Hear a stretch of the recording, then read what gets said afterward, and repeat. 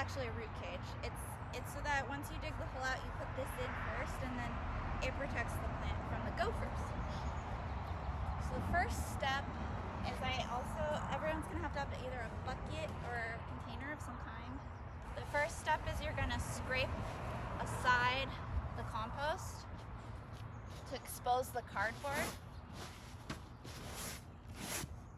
In this case, I'm at a joint, so I don't have to cut it, but if it was just solid, you could use your shovel and make like a little cookie cutter cut in the cardboard, because then we're gonna peel back that.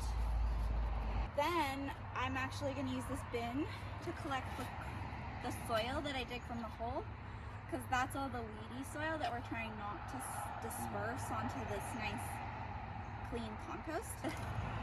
And then you just start the process of digging a hole. So yeah, now the trick is we want a big enough hole to fit that gopher cage. In an ideal world, you want the hole to be twice as big as the container of the plant, but I don't normally worry about it being an exact science. In this case, I think it will be roughly that. The main thing is actually having it a little deeper is nice, because then you can backfill with a bit of fluffy soil, and that just really helps the roots get a head start down into the ground, which is where you want them going. The other little trick is sometimes I don't worry about this, again, I don't worry about it too much, but ideally having a little bit rough on the edges of the hole helps prevent the roots from just circling round and round as if it's in a pot still. It's like giving a little edge roughness to that hole is helpful. Okay, so now I just make the bottom kind of flat. Place your cage in there. Make sure that if it's going like that, just sort of tuck it back together. Definitely have gloves because chicken wire is hokey.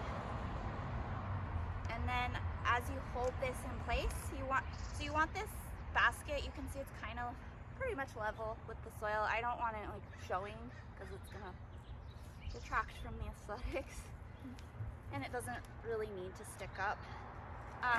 So I'm just backfilling a bit, and in fact you can use some of this compost, mix it in, so you're kind of making your own little impromptu potting mix, and that's just gonna help the plant. Do a little mix. I wish I had a billion of these trees. These are much easier than buckets.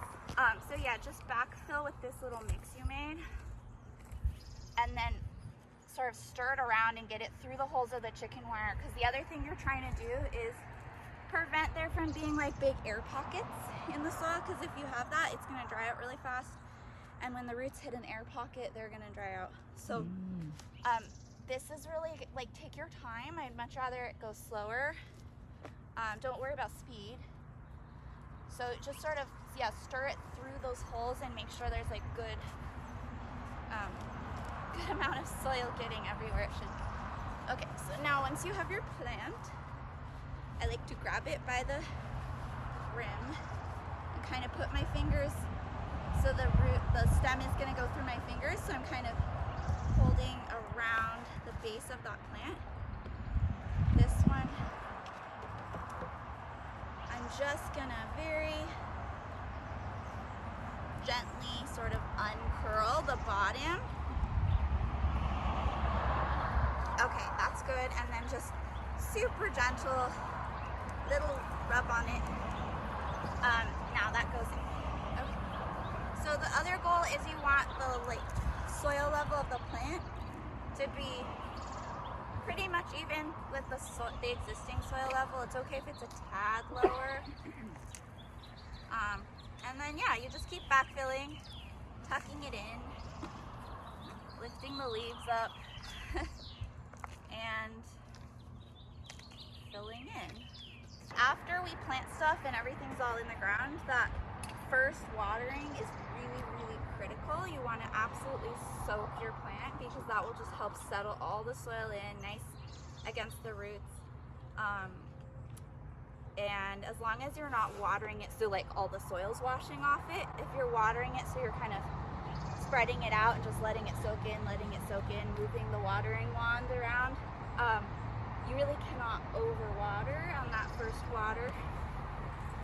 And so it's really important to use the water and also use your hands and just like really keep tucking that soil around. Just sort of lift up the leaves and make sure that you're lightly covering any of the potting soil that's still exposed, because when a plant is being grown in a pot in a nursery, they tend to use really lightweight mix that evaporates water quickly, and that's so that it doesn't get overly compacted in that little artificial environment that's the container. But once it's in the ground, you don't want that potting mix on the surface of the little existing root plug to show, because that will just evaporate water really fast. And yeah, that one's looking pretty good to me, and actually I did end up using most of that soil again.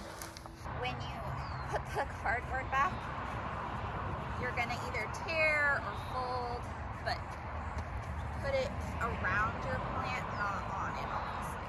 Also, if you feel like it's a little thin on compost, we have a lot of compost still. So be generous with compost.